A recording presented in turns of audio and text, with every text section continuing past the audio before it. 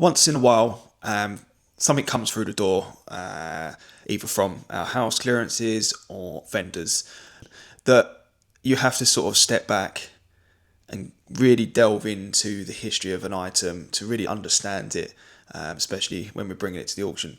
And this one particular piece, or a collection of pieces, had me going into the history a little bit further than I would normally do.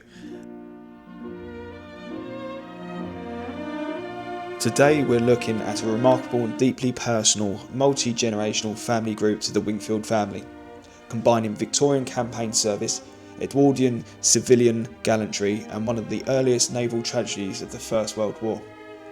At the heart of the group are the First World War medals and Memorial Plaque awarded to Stoker First Class Joseph Wingfield, a native of North London from Tottenham who entered the Royal Navy as a Chatham lad at the Royal Dockyard in Kent.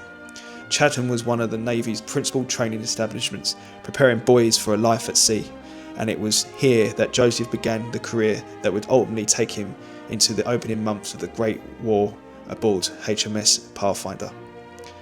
Pathfinder holds a significant place in naval history. On the 5th of September 1914, just weeks after the outbreak of the war, she was struck by a torpedo fired from the German submarine SMU-21. The resulting explosion detonated her forward magazine, causing catastrophic loss of life. She became the first Royal Navy ship ever to be sunk by a submarine-launched torpedo, marking a new and devastating chapter in naval warfare.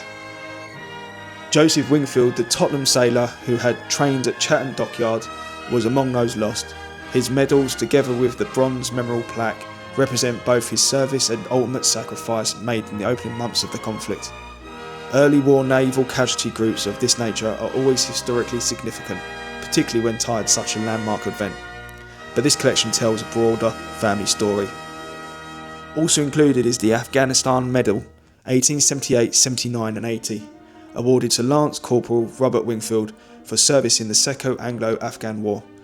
This was a hard-fought Victorian campaign on the northwest frontier of India, and the medal links the family to Britain's imperial military history decades before the outbreak of the Great War.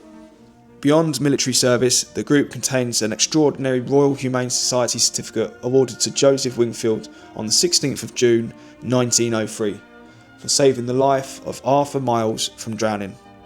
Long before his own tragic death at sea, Joseph had demonstrated conspicuous bravery in civilian life.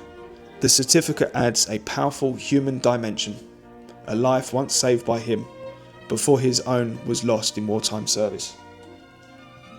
The medals are housed in a period oak frame and accompanied by a substantial archive of original family ephemera. This includes a late 19th century and early 20th century photographs, along with birth and death certificates and related documents. Together, these items transform the medals from isolated objects into a documented family history spanning generations, from Victorian imperial campaigns to Edwardian heroism to the North Sea in 1914. In summary, this is not simply a medal group.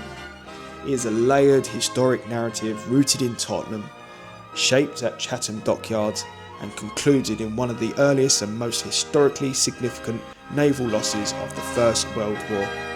A poignant, well-researched and highly displayable family archive offering both emotional impact and strong research potential.